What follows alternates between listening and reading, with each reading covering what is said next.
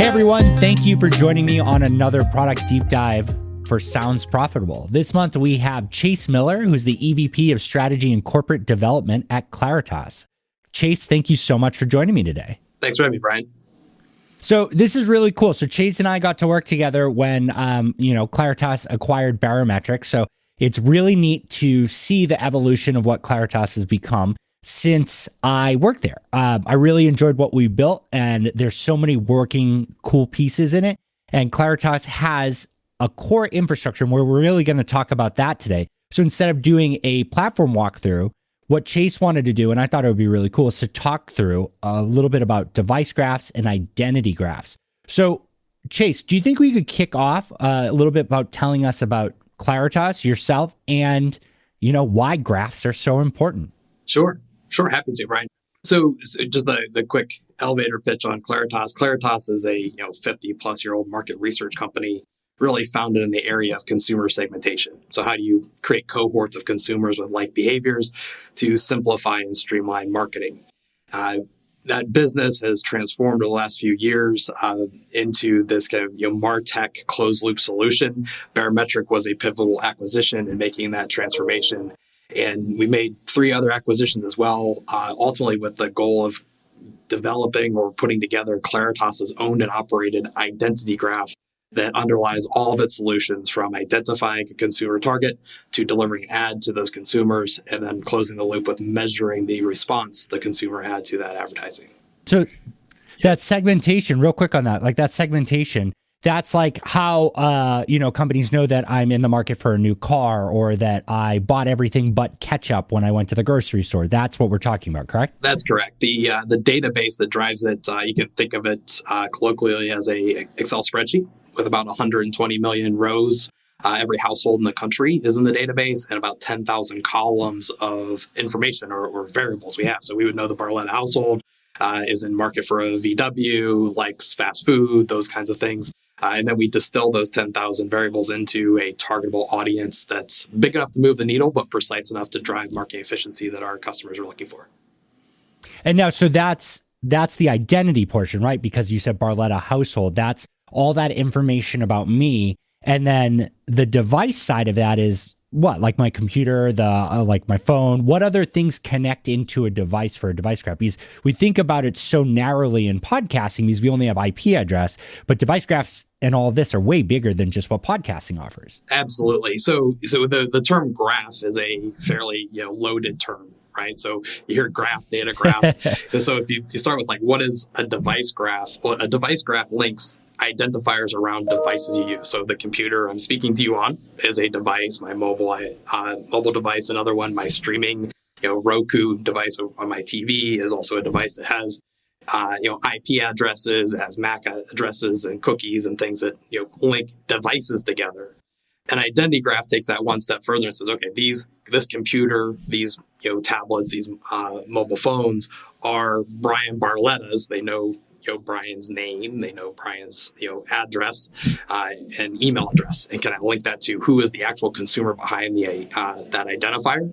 So you go from device, which is just an ID for a machine, if you will, to who is the person that uses that machine or on the other side, and that's what unlocks all of Claritas's attribute, dexterity around how many people live in Brian's household, how much money does Brian make, and therefore makes a much more actionable identity unit.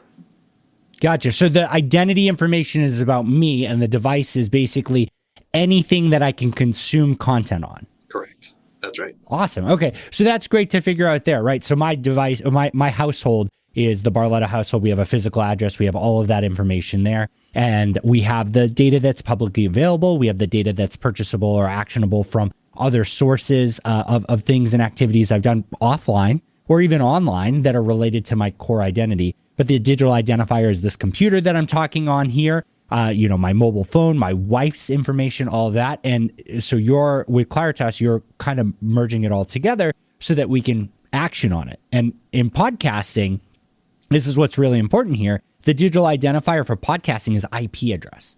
Sometimes that on other aspects of it, we can get a little bit more in there. But IP address is that key aspect because on a podcast download, which is what we track for exposure, right? There's the ad delivery aspect. Did the ad get downloaded or did the show get downloaded?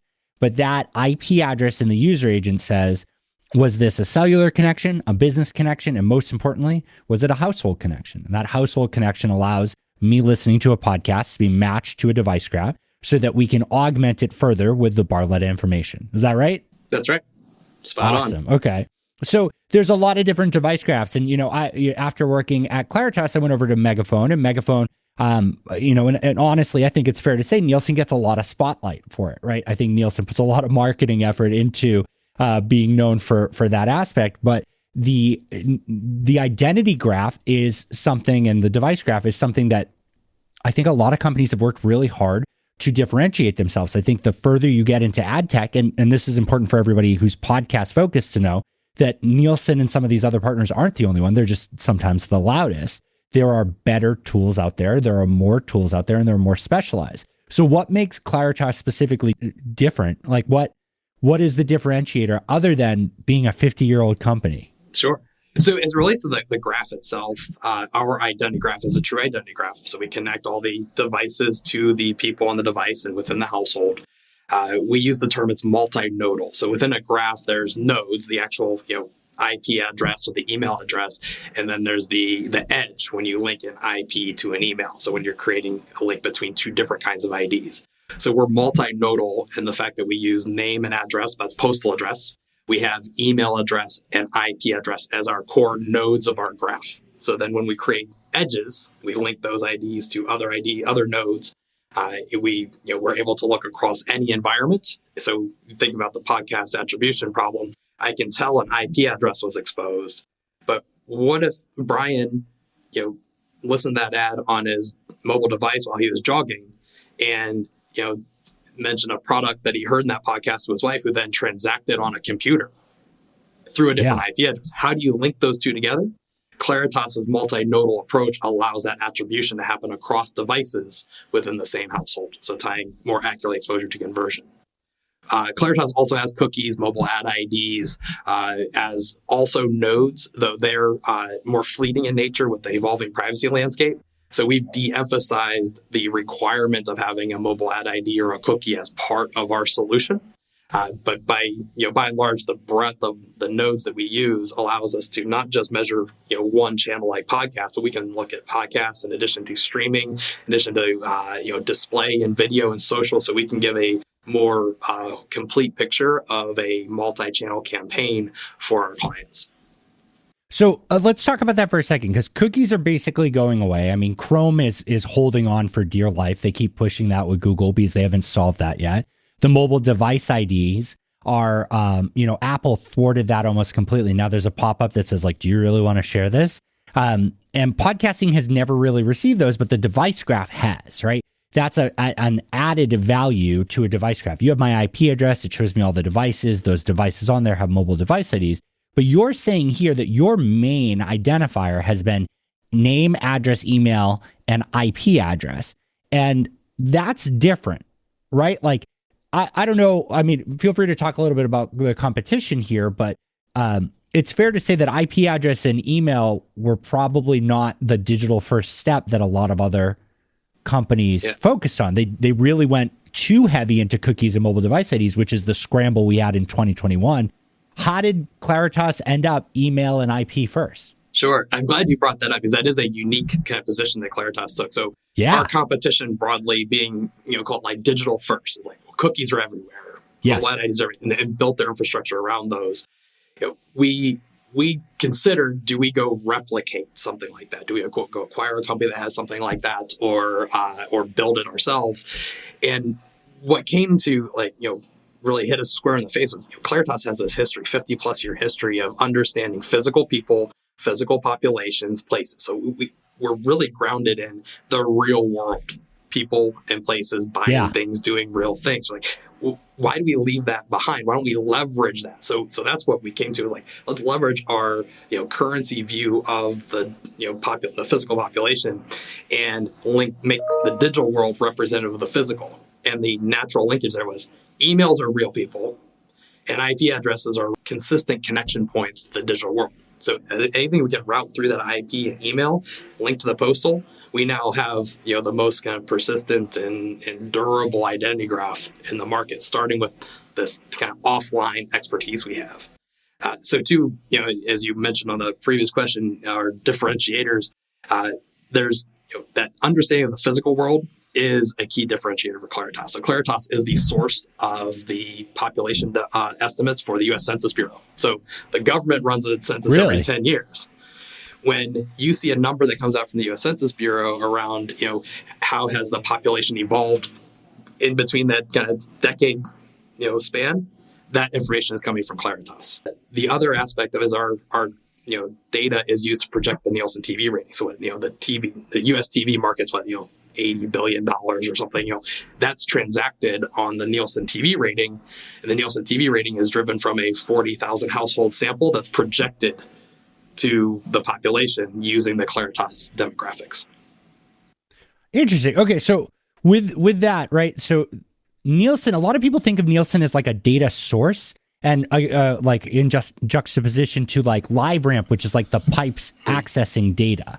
But that example you just gave there, that shows that Nielsen is focused on having more than just their data, which they do have. They have other data sources there. Claritas's device graph, is it just Claritas data? It's about 80 to 90% Claritas source data. So that's another area that benefits Claritas. So we own and operate the vast majority of our graph. The small portion that we license kind of that raw signal, because we want to use our science when we link an IP and an email, an IP and a maid, and tie that back to the Barletta household, for example, or the Barletta address. We don't want anybody else to kind of do that science for us. And the way in which we tune those connections is we've built a true set, a panel in our own right. Claritas employees, we run 150,000 long-form surveys with consumers every year. And through those surveys, we're getting what are the devices that are in their household, what do they use, and make them all connect. So we get this, call it, roughly 200,000 household sample that we know perfect information about the devices they have in that household. We already know their demographic profile. So if you kind of go back to the digital first graphs, if a digital first graph said there was 1,000 devices in this zip code, we know Claritas, that's impossible. There's not 1,000 people that live there, even 500, 250. Like even with reasonable assumptions, you can't get to 1,000 devices reside with consumers in the zip code. It's not physically possible based on the people that are there. So we're able to use this true set to kind of refine our heuristics so that when we look at our graph and we plot it on a map and we plot distribution, say, this all makes sense with what we know is the state of the physical world. Yeah, and that's critical, right? Because I think in general, device graphs, which are used primarily for targeting and attribution, really need to have a truth set. And the more powerful the truth set is, like, look, it sucks to run a campaign and find out that attribution just didn't take off, or the data just, there isn't enough about the audience that you have there. But it's way better to know that than to know that, or to have incorrect data and to take actions off of incorrect data. We're dealing with that problem across the whole industry. So to have such a strong truth set and be able to say, like you just said there's not enough devices to represent what we're seeing happening here. There's something up and we have to investigate it, is really strong. That's really cool. And that means that people that are using your data, right, the Claritas data is tested against the truth set. So if I get it from Claritas directly, or I get it from Nielsen, or I get it from LiveRamp, all these different sources, it's going to be the same quality, correct? That's right. And the last important thing about kind of owning our graph, if you will, so think like the term like farm to table. Like, think about that as our graph. Like we know what was farmed, we know the process it went through. And that gives us an advantage around privacy and security, which is the top of everybody's mind right now. Publishers, advertisers. Even just, talking to them, like, well, how do you know Barletta's in the graph and who gave you permission? We can go back and track where the Barletta household opted in to allow that connection to happen. We provide notice and choice for opt-out. We're GDPR compliant, CCPA compliant, SOC Type 1 and Type 2 compliant. So, we've put the right regulatory infrastructure around our graph, so that we're very confident that we have the rights to use the data that we have in the way that we're using it. It also allows, by nature, how we built the graph, because you mentioned targeting or measurement, measurement requires very, very accurate point level connection, which we have. We also have the ability to dial up, say, for more scale, less point level precision to do high quality targeting. And that's that balance of the target. You want an audience that's big enough, to move the needle for your business, but still precise enough to drive efficiency. I could get 5 people to have a 5,000% ROI, but that's not going to move the needle if I'm a, Fortune 100 company. Yeah, no, very true. Privacy is so important and it's so confusing. When we think about it in podcasting, right? The apps, Apple, Spotify, Google, and Amazon don't provide any way for me as a listener to opt in or out, right? So if I'm in California or I'm in the EU and I'm covered by GDPR or CCPA, basically by using that app, it's just sending my information. It's sending my IP address, which is PII. And then it goes to the prefix URL. So like whatever's tracking the analytics there, the hosting company, the publisher then technically owns it because the hosting company is just providing service for that data. And then it can fire a pixel like Claritas as add attribution in that set. So it's hard sometimes to figure out that track.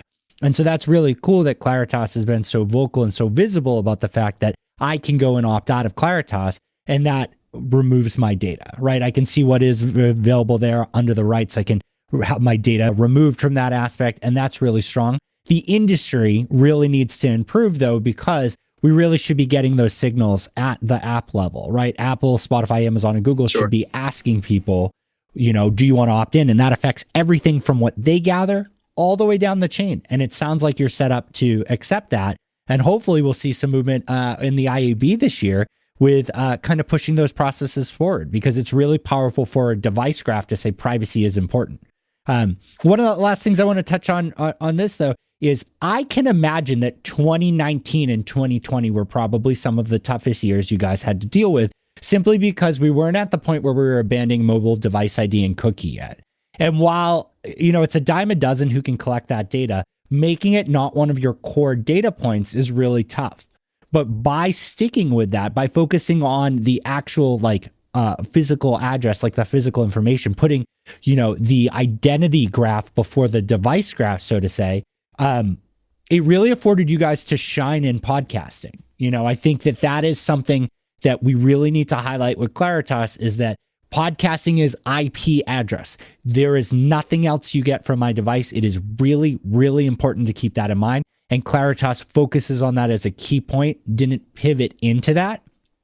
And that's something we really need to respect here. So I'm sure that 2021 and 2022, you were like, cool, we're ahead of the curve as all these companies scramble to pick a new central point. But that's not an easy fight. I'm sure that it was very tough to stick by your guns to do that. And you even doubled down. Not only did you acquire Barometric, but there was another company that you specifically acquired related to email and IP address too, correct? That's correct. It was called AcquireWeb. AcquireWeb had a large-scale email database, opted-in database. So, Claritas' history had names and addresses for offline market research insight. We had to, find a way to get email addresses attached to it, and the fastest route was buying AcquireWeb. That also came with the ability to execute what they call acquisition email campaigns. So, first-party email or CRM email, you're a Kohl's member, and Kohl's can email you all they want. You're in their CRM. But when Kohl's wants to reach people who are not in their CRM, they need acquisition email solutions to put an email ad in their inbox. Claritas offers that. That is a service that our clients use. It also has the ability to feed that graph, if you will. It's another connection point. So if I hit you with an email for Kohl's, you open up your mobile device at your home on your home router, I'm making those connection points. You open an email from a different marketer we're running a campaign for on your computer at work, we're collecting that signal as well and able to tell the difference between the two and ultimately resolve that to the Barletta household. And that's really important because the acquisition of more data based around the identity is really how the Claritas graph is going to grow, right? As these companies are trying to figure out how to take data and how to figure out another data ID that matches between my first-party data and Chase's first-party data on different websites and unify that, that's sticky. And IP address is absolutely a little bit sticky, and we're going to work through that as an industry. But by being able to collect this in opted-in fashion, being able to take it in ways that are not mobile device ID or cookie, and being able to continue to grow that graph, That's really powerful while the rest of the industry is trying to figure out more how to hold on to their graph or translate that graph. You didn't have to change course. You're still growing it. That's right. That's right. And it was tough to go through as we were getting pressure to kind of think broader or more digital, if you will, first. We stuck to our guns largely from the history of Claritas is known as this high quality, MRC level quality research database. And it's been used for decades to plan media, measure population trends, and so forth. So we wanted to continue that level of authority and trust with our clients as we brought on new solutions like targeting and measurement attribution. And that's really neat. Because Claritas, like I said briefly, has their own attribution solution that is, really cool. I mean, having been part of it, there's definitely been times where data didn't hit a standard and the campaign, we had to go do it again. And that's not a bad thing. That's a tough thing, but it is better for the integrity of everybody involved. And I really super respect that. And that was always something I respected about Claritas. But more so that data is available. So that means that if I'm a hosting platform looking for something to uniquely target, or I'm looking to augment my internal data to find out more about the people that are listening to a podcast, this is such amazing data that has a strong truth set that can be used for that. We're talking about a lot of the real positives here because I am bullish on device graphs and things like this. We do know, and Claritas and you specifically, Chase, have always been humble about the fact that this isn't 100% of the pie. So let's shift into focus on what makes this difficult, right? This is such cool tech. We're seeing it grow into podcasting. We're also seeing people bump their heads against it because it's not being explained probably as well as you're doing right here. So what's the truths of it? What do we need to know that makes device graphs and identity graphs struggle, and how can we improve them? Sure. So I think one of the struggles is just coverage and bias. Right. So every graph, including Claritas, does not 100% cover every consumer. We have every consumer household in the database, but we have varying levels of information about each of those households. So that's really the one of the core challenges. How do you get a representative sample such that any analysis you do driven that's as the graph underlying it is representative of the true population and what's going to influence the client's business. Bias is another one. So you might have coverage. You could say the whole the cell coverage maps that Verizon and everybody has a little bit of gaps, but you might be covering the state of Ohio, but are you covering more the Cincinnati market versus the Cleveland market? Because they're very different populations and demographics, have different priorities and things as it relates to buying goods and services.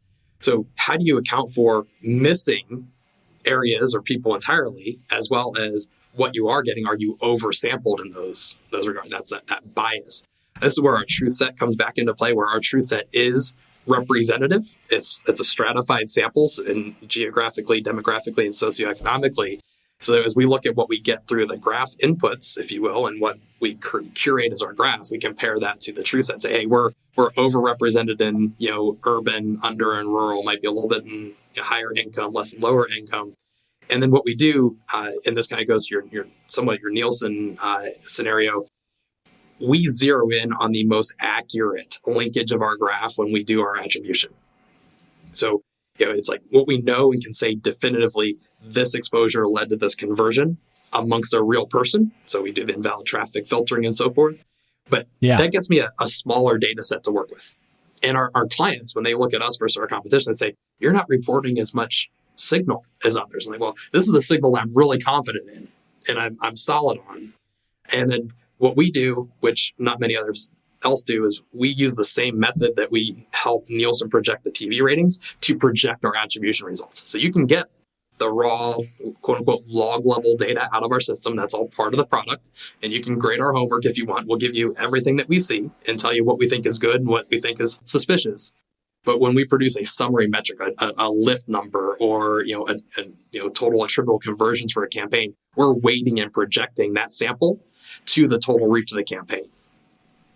Yeah, and that's it's so interesting. All the companies in podcasting and they're focused on podcasting because IP is so broad, right? Did I listen to a podcast or did my wife? Who purchased it and how was the connection? All these different things, right? How accurate is the devices and information you have in my household? Did my mom stay too long and now she's tainting my household with her segments? All the things you have to worry about. It's so interesting because the history that Claritas has means that you've had a chance to start wide and narrow in over time to provide enough data to say, we're gonna go really tight on what our accuracy is. Whereas because the podcast industry, at least on the ad tech side, is still pretty young, we're still wide. And a lot of them is slowly narrowing it in as they learn from it because they don't have this historical data set, right? They haven't been doing this for so long. They don't have the census data. And that's a really interesting thing. I don't think it's wrong that they do it. I think I like how you present it with the 4 different layers of like your accuracy rating of the data when you match on certain things. It's tougher, and what an uphill battle. But I think it's really valuable because there are solutions. I don't think there's any bad solution today. I think all of the bad solutions have kind of flushed their way out of it, especially as the space has grown. But I think that when you're looking for accuracy first, instead of anything else, like you do want someone who's going to say, yeah, sorry, not enough of a sample size. Yeah, we do match less there because we're less confident in there. And we are working on building that out. So cool positioning, honestly. Yeah. And on the accuracy front, so we just went through this as iOS 14 rolled out. We saw an immediate degradation of the IDFAs coming through, even the podcast signals that we're seeing in other media. So, there was a decrease in the data we were seeing. Well, we saw the same amount of data, but we saw less signal to be able to tie that to a household. And so we just released a graph update end of November that was targeted specifically at in-app conversion. So you heard an ad for Bampa socks or for a DraftKings app, and those conversions happen through a mobile app. We were seeing signal come through like, hey, we don't have enough to really determine that conversion is attributable. So we updated the graph using our truth set with some new heuristics that we could back test and say, hey, even if we don't have that IDFA, we can use these other ways to triangulate that conversion and then bring that back into the and call it an attributed conversion for that campaign. Yeah, that's really interesting. And all of this was presented transparently, right? Like when all of this went down with the 14.5 on iOS, asking for permission for people to provide their mobile device ID. I believe you guys made some statements about that. And now that you're, in November, you made that device graph update.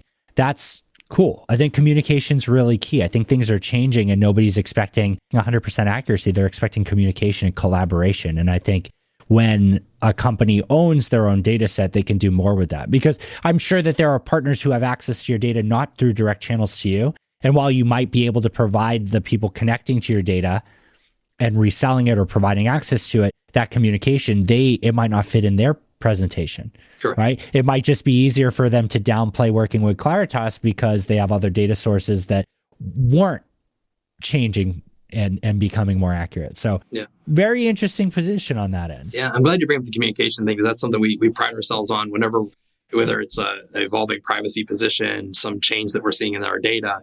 We get out ahead of it with our clients with like, hey, here's what we're seeing, here's what we're doing about it. And just like in this most recent graph update, it was going to change the results for the campaigns enough that we wanted to get all of our clients comfortable with it. So we did, back testing, side-by-side testing, and took almost 6 weeks of doing nothing but educating our client base of this new graph is coming. Here's what your results are going to look like. Here's how you think about them in the context of the last couple of years of results you've gotten from Claritas. Because you develop these heuristics and norms and benchmarks of how a campaign should perform. That did change, and we help our clients manage that change. Not just our direct clients where we're a publisher, but then their end advertiser and agency clients as well. Yeah, I really think that we're at the point of podcast ad tech where I don't know how much on a technical level we're going to be able to squeeze out of the signals that we get. I think that there's going to be a lot of cool data science on here, but I think the big differentiator is that data science, right? That truth set and how you manage the integrity of the product, but communication and customer service. And I think that is very important, right? We're dealing with people that are very interested in coming into a new space and spending a lot of money to learn about it. And sometimes it doesn't matter if you don't have good news to share with them, or if you don't have the results that they were looking for, that communication, being early about it, walking them through it, educating them, and sharing your confidence on it is more important than anything else. That's how we develop partners. That's how we get people to stay in the space. Because one wrong campaign that just shows runaway success, right? Like you mentioned about households or zip codes having more devices or more information than is even remotely possible based on a census. You run one campaign like that, you chase that. There's no reason why I wouldn't, as a marketer, chase a campaign that's got an arrow going up and to the right. Right. So that communication, that transparency sets the tone for effective and healthy growth in this industry. I agree. And when you bring that up, we've heard from clients that, they get quote unquote better results from others. So what does better mean? Like it's a bigger lift number. Okay. Yep. Well, what better for who? Right. Better for who is the big question. That's right. There. So we spend a lot of time talking about our methodology, the defensibility, like how our attribution and lift works. Yeah. And kind of where we come from. So Claritas is, a couple companies into my career, where I kind of started. I was one of the founders of Nielsen Catalina Solutions, where we're doing offline to online or online to offline attribution for CPG marketers. So these are companies where data is very rich, right? I mean, your fast moving consumer goods, toothpaste, toilet paper, things fly off the grocery store shelves very quick. So there's lots of conversion signal to work with. And the amount of rigor that the Procter & Gamble and General Mills and Kellogg's would put us through to when we stood up in front of their CMO and said, your campaign with what used to be Yahoo back in the day or Google drove 10% lift of Tide in the last 13 weeks. Like, you better be darn certain you believe that, like, that's a big number, right? And so after about a decade and a half of just, frankly, getting our butts kicked by the world's toughest market researchers and measurement scientists, we've brought all that learning to Claritas and applied it outside of CPG to the podcast and other digital media. So the level of which we select our control groups, leveraging the demographic profile information. So when we match the Barletta household who's exposed to a podcast campaign, and we're finding a mirror Barletta household, the only way that we know that it's a mirror is because we can attach the demographic, geographic data, profile information at a very accurate level, and then how you make them a pair is kind of a core differentiator and unique to our IP. But we don't just stop there and try to model like pre-post, prior to the campaign, your conversion was X, post it was Y, or just exposed versus all other unexposed. That gives you biased results. We try to get that control group to be a mirror in every possible way, but we don't leave it to that. We then run a model that models a specific attributable conversion event and use a model to control for anything that we can't explicitly observe. So we know, things like weather and price points and so forth that we can't directly observe in our graph can influence lift. We use modeling variables to control for that as well. So when we stand up and say, you got a 10% lift or 100% lift on a campaign, we're really confident. And we provide a statistical significance number too. So we stat test everything. And anything that doesn't hit a 95% significance level or a 90% significance level, we don't report. So look, statistically, this lift doesn't technically exist. There's not enough signal to do that. But if we report a lift, we're 90% plus confident that lift is there.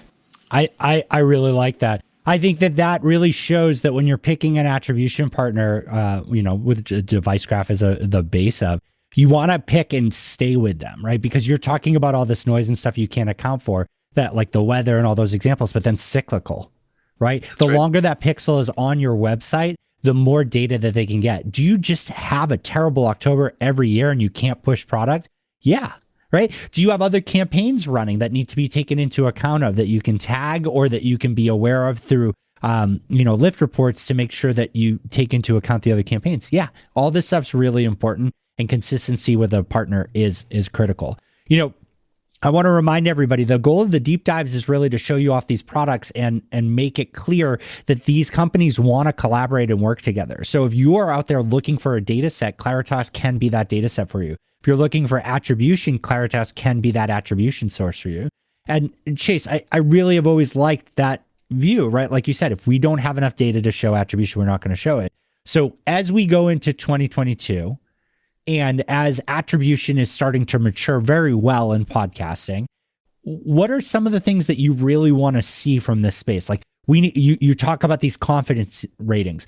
Do you see a future this year that we start moving towards maybe some regulation on it and some agreed upon standards and that we can all work together on to make that better? Or what's your crystal ball telling you is going to happen with attribution and device graphs in podcasting this year? Yeah, I think it feels like the more near-term thing to happen is, whether it's a Claritas attribution solution or somebody else, you're using a tool that you can measure ups and downs against, right? And the natural next question is, how do I make more ups than downs? And that's where audience targeting comes in. I think that feels like it's going to be the more, near-term kind of change in podcasts. So, we hear about host-read ads that are either baked into the feed or dynamically inserted. I think as the ad insertion technology, gets bigger, more prolific, then, the ability to take audiences and do more precise targeting in podcasting will further increase the already, strong ROIs the medium has today. We saw the same thing. So when I helped start Nielsen County Solutions for CPG, like they didn't do hardly anything in online advertising. Yeah. It was like, well, why would I want to put an ad there? I'll just go buy a Super Bowl spot, or I like to see my Tide ad on Friday night, sitcoms and so forth. So when we, stood up a measurement solution, we all paired it with a targeting solution such that what came out of the measurement was, and here's the targets you need to consider, and here's who you should go after. Now, the ad tech and evolution had to happen there too, where there wasn't enough scale of truly audience one-to-one precision targeting. But as that improved, the media improved, and you saw an increase in shift for the CPG vertical from traditional broadcast mass media into digital, because they could get the returns they wanted more efficiently, and it was more measurable. And I think podcast will go through that cycle much faster. Yeah, that's smart. I really agree with that. I think as we get into programmatic or wider reach campaigns, the focus there really needs to be around the fact that your attribution source and your targeting source match, because you have less control over, like you do on a direct campaign. Show A did really great, so let's keep going with it. Show B was okay, so we'll give it another shot. And show C didn't work, so let's remove it. So that's really interesting there, because Claritas can provide that opportunity. So any of the programmatic partners out there, all the way up from the Trade Desk, all the way down to like AdsWizz or Triton, could implement Claritas as targeting. But more so too, as a publisher, there are very likely going to be ways for you to be able to run your data against Claritas to provide like a sales sheet, right? To Absolutely. Say like, my show indexes this way versus that way, and be able to say to an advertiser, while I don't hit it 100%, 70% of the people in my audience absolutely are interested in buying trucks. So what does that say about the other 30% that resonate with an audience that wants to primarily buy trucks? Probably somebody you wanted to look at anyways.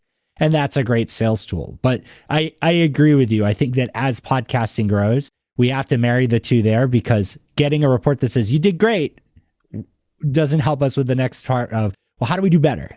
Yeah.